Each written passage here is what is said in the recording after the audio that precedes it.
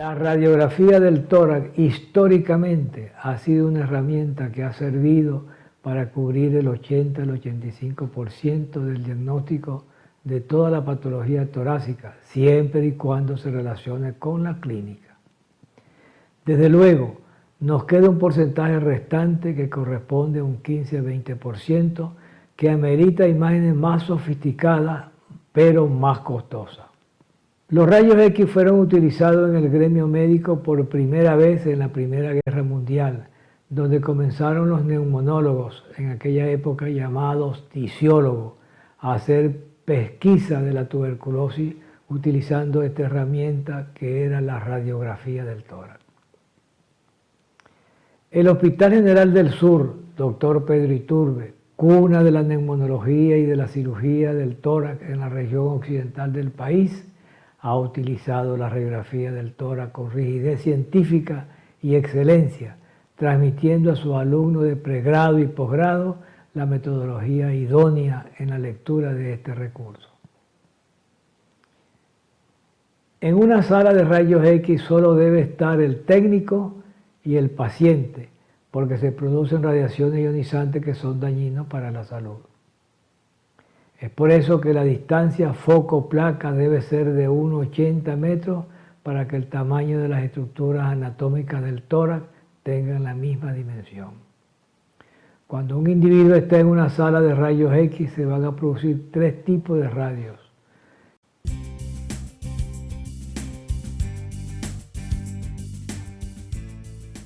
Que vamos a clasificar en rayos A, B y C.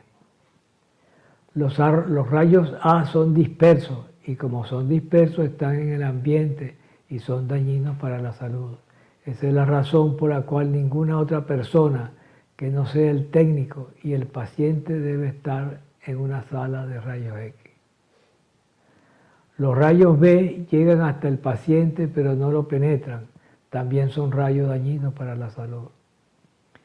Y hay un tercer tipo de rayos que llegan hasta el paciente, atraviesan las estructuras anatómicas y van a plasmar en una película las estructuras anatómicas del tórax en base a su densidad.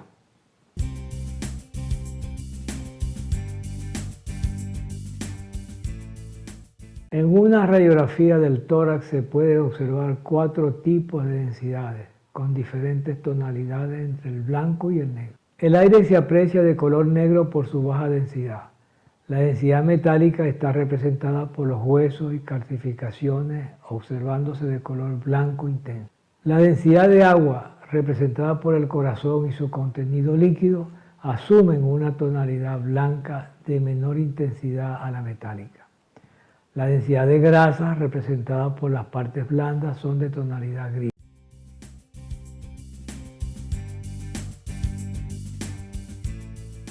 Cuando estamos delante de una radiografía del tórax, estamos en presencia de 4 densidades. Primero, una densidad de aire representada por el pulmón. Pero ¿qué ocurre? Que la densidad de aire no es una exclusividad del pulmón. También en otros continentes, como el continente abdominal, tenemos densidad de aire. Y aquí tienen ustedes debajo del diafragma izquierdo una densidad de aire que corresponde a la cámara gástrica.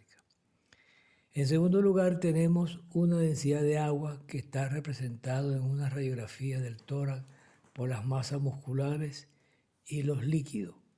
Un ejemplo de esta densidad de agua es el corazón, que es un músculo y tiene cavidades, y dentro de esas cavidades circula la sangre.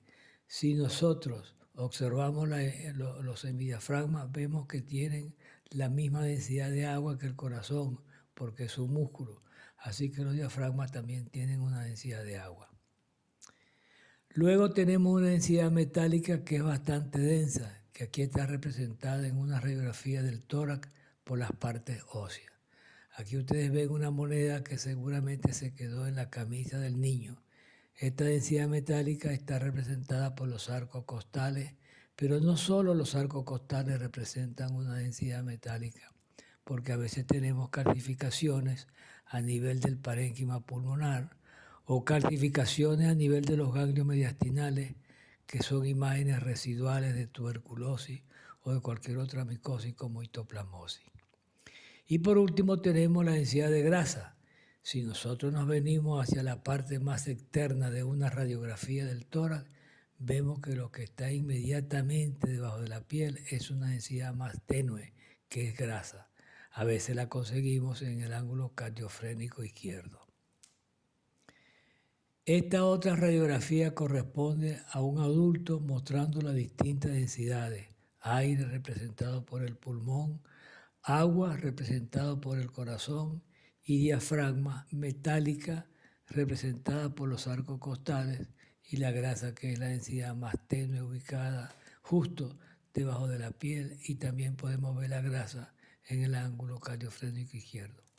Cada vez que el médico vaya a la unidad de cuidados intensivos como ejercicio radiográfico y médico, debe buscar esta imagen de hipertransparencia de densidad de aire en la parte superior de la radiografía del tórax, que corresponde a la hiperinsuflación del manguito del tubo endotraqueal o traqueostomo, que se hiperinsufla al ponerlo demasiado aire.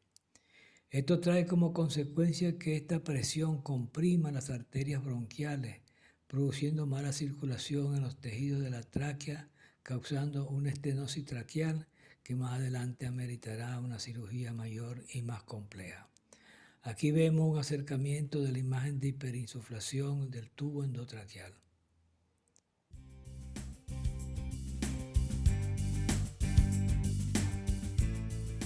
Tenemos la posición de pie para que las escápulas queden fuera del campo pulmonar.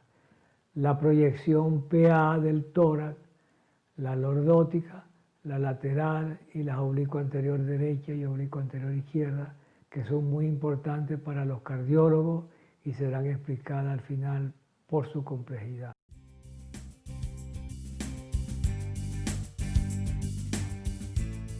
Posición de pie. La radiografía del tórax debe ser tomada en bipedestación, es decir, con el paciente de pie, para evitar que las escápulas se proyecten dentro del campo pulmonar, como podemos observar en esta radiografía. Posición PA. Tenemos la posición más común, que es la póstero anterior, que representa el estándar de oro de la radiografía del tórax. Los rayos inciden al paciente colocado de espalda al foco emisor y va a plasmar en una película todas las estructuras anatómicas de acuerdo a la densidad de los tejidos.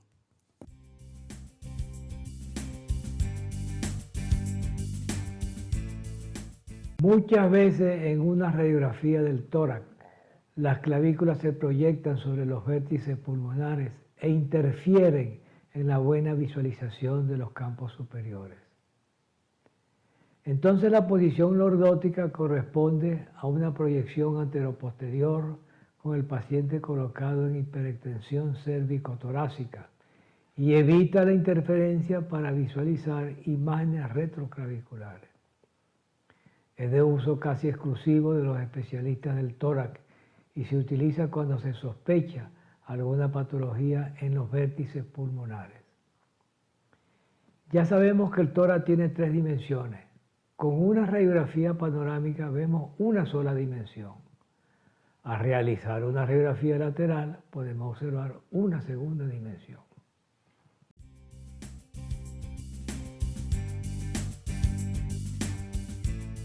En esta radiografía no sabemos qué está ocurriendo en el vértice del pulmón izquierdo, porque la clavícula está interfiriendo en la visión del vértice. Este es el mismo paciente al cual se le realizó una radiografía lordótica y vemos una imagen tumoral que no fue observada en la radiografía panorámica, de allí la importancia de esta posición radiográfica. En esta radiografía, como el paciente está acostado, seguramente porque estaba en una unidad de cuidados intensivos, la distancia foco-placa ha disminuido y ya no es de 1,80 metros, sino menos, dando un falso diagnóstico de magnificación cardíaca. Aquí tienen esta radiografía con el mismo paciente en posición sentada, con la distancia normal, la misma máquina, el mismo técnico y con diferencia de segundos, permite ver el corazón con su tamaño real, o sea que hay que tener mucho cuidado cuando se va a una unidad de cuidados intensivos, ya que se pueden hacer falsos diagnósticos cuando el paciente está acostado diciendo que hay una cardiomegalia cuando en realidad no existe.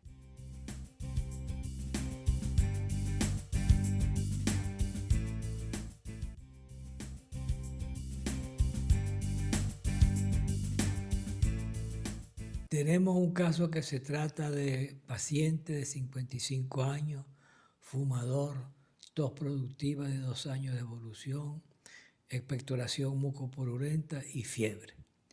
Le practican esta radiografía del tórax y no se observa nada patológico.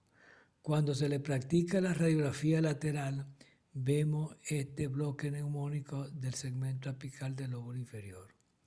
Lo que ocurre es que en la radiografía PA la masa cardíaca oculta el lóbulo inferior porque está por detrás y no nos permite ver. Cuando hacemos la radiografía lateral tenemos otra dimensión y vemos la neumonía en el segmento apical del lóbulo inferior. Así que aquellos pacientes que tengan sintomatología respiratoria, que tengan fiebre y una cuenta blanca alta y no ven nada en la radiografía PA cuando le están analizando, por favor hagan una radiografía lateral izquierda, que es la que oculta la mayor porción del pulmón, y vamos a ver que sí hay una patología. Aquí tenemos otro caso similar al anterior. El paciente presentaba tos, expectoración, fiebre, cuenta blanca alta, le hacen una radiografía PA y el médico inexperto dice que no hay nada. Al realizar una radiografía lateral podemos observar una neumonía en el segmento basal posterior izquierdo.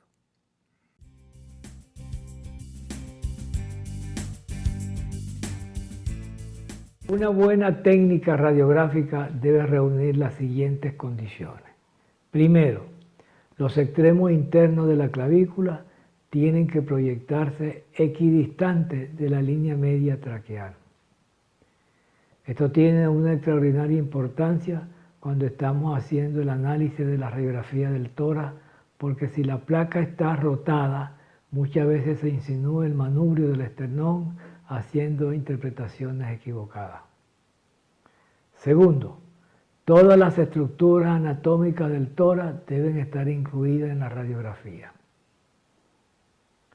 Si no están representadas todas las estructuras anatómicas del tórax, la radiografía no debe ser leída.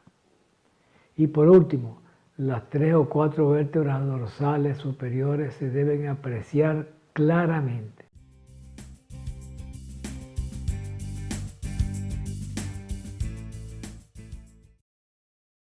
En esta radiografía podemos observar que está centrada porque los extremos de las clavículas están equidistantes a la línea media.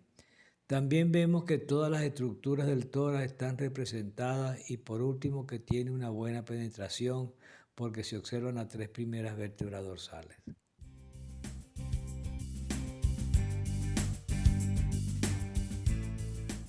Muchas veces al realizar una radiografía del tórax no se utilizan las técnicas adecuadas.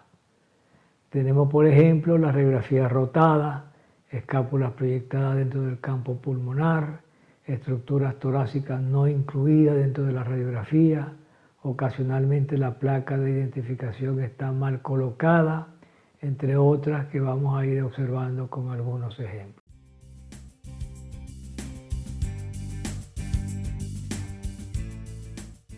Aquí vemos una radiografía rotada, porque el extremo interno de la clavícula derecha se insinúa y esto condiciona que estructuras como el manubrio esternal se interprete erróneamente como un tumor. Aquí tenemos esta imagen que forma parte del ángulo inferior de la escápula y se presta a interpretaciones erróneas. Si nosotros analizamos esta radiografía, vemos una densidad que muchas veces puede interpretarse como una pleuritis o como una imagen tumoral. Si seguimos esta imagen vemos que sale del tórax, por lo tanto es extratorácica. Igualmente tenemos esta imagen que sale del tórax y se continúa con la escápula, o sea que esta imagen está fuera del tórax. Si analizamos esta radiografía, es imposible saber lo que está ocurriendo en los ángulos costofrénicos y en el parénquima pulmonar inferior. Es por eso que todas las estructuras anatómicas del tórax deben estar representadas en una radiografía. Si no están incluidas todas las estructuras, no debe ser leída por ningún observador. Muchas veces el corte lo hace en la parte superior y no sabemos qué está pasando en los vértices pulmonares. Aquí tienen otra situación en donde la placa de identificación del paciente es colocada dentro del campo pulmonar. Es por eso que la placa de identificación debe ser colocada en el ángulo superior izquierdo de la placa. En la radiografía expirada, el diafragma sube y el corazón se horizontaliza, dando la impresión de que existe una cardiomegalia, sobre todo en los niños. Esta radiografía la ve un pediatra y lo primero que dice es que hay una cardiomegalia o una patología congénita y que hay un aumento de la circulación vascular pulmonar. Este aumento de la circulación vascular pulmonar ocurre porque el diafragma sube en la expiración y presiona el pulmón y hace que se vea la densidad de agua en los campos pulmonares. Esta es una radiografía expirada porque el diafragma está en el 8º arco costal y debería estar en el 10 o el 11. Por último, tenemos el mismo paciente, la misma máquina, el mismo técnico. En la radiografía penetrada vemos que está desnuda toda la columna. Los rayos fueron de tal magnitud que violentaron las estructuras anatómicas. En la radiografía blanda podemos observar micronódulos que no fueron observados en la radiografía penetrada.